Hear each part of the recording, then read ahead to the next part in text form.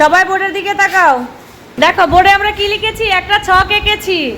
এক পাশে প্রকৃত ভগ্নাংশ এবং একের সমান ভগ্নাংশ, এবং আরেক পাশে কি আছে, কিছু ভগ্নাংশ দেওয়া আছে। এখন এখান থেকে তোমাদের খুঁজে বের করতে হবে কোনগুলো প্রকৃত ভগ্নাংশ আর কোনগুলো একের সমান ভগ্নাংশ। ঠিক আছে, প্রথমে আসবে লামিসা। তুমি দুইটা প্রকৃত ভগ্নাংশ লিখবে এবং দুইটা একের সমান ভগ্নাংশ লিখবে।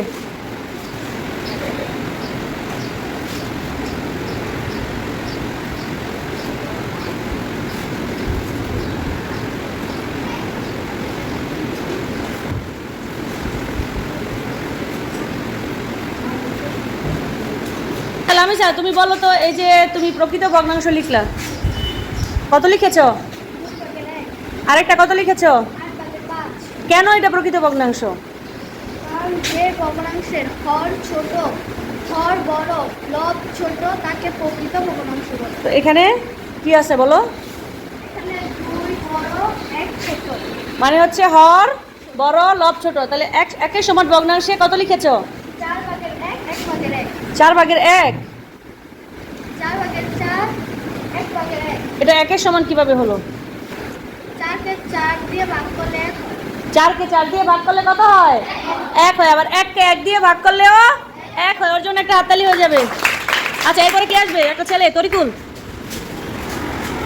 এবার তরিকুল লিখবে, আমরা দেখছি। দুইটা লিখতে হবে। যেটা লিখেছো এখানে গোল দিয়ে দাও।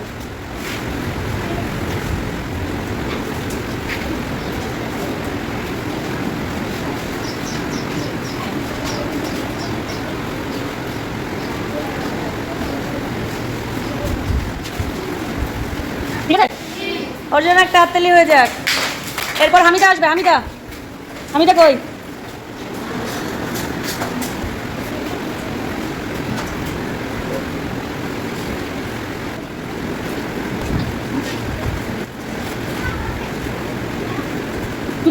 ওটা তো একজন লিখে ফেলেছে।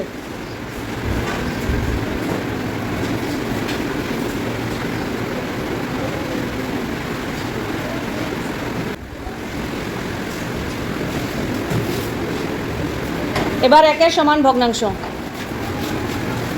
যে ভগ্নাংশগুলো লেখা হয়ে গেছে ওগুলা লেখা যাবে না, যেগুলো বাকি আছে ওগুলা থেকে লিখবা।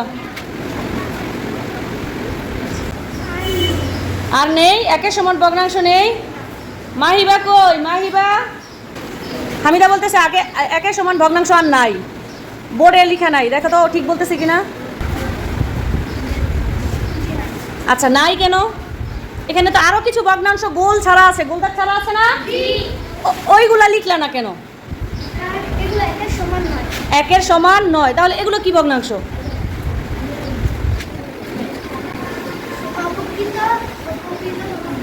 অপ্রকৃত ও প্রকৃত। এখানে অপ্রকৃত ভগ্নাংশ কোনটা একটা দেখাও তো।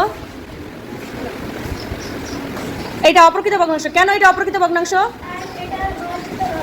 এটার হর ছোট লব বড়। কি ঠিক বলেছে? ওর জন্য একটা জোরে হাততালি হয়ে যাবে।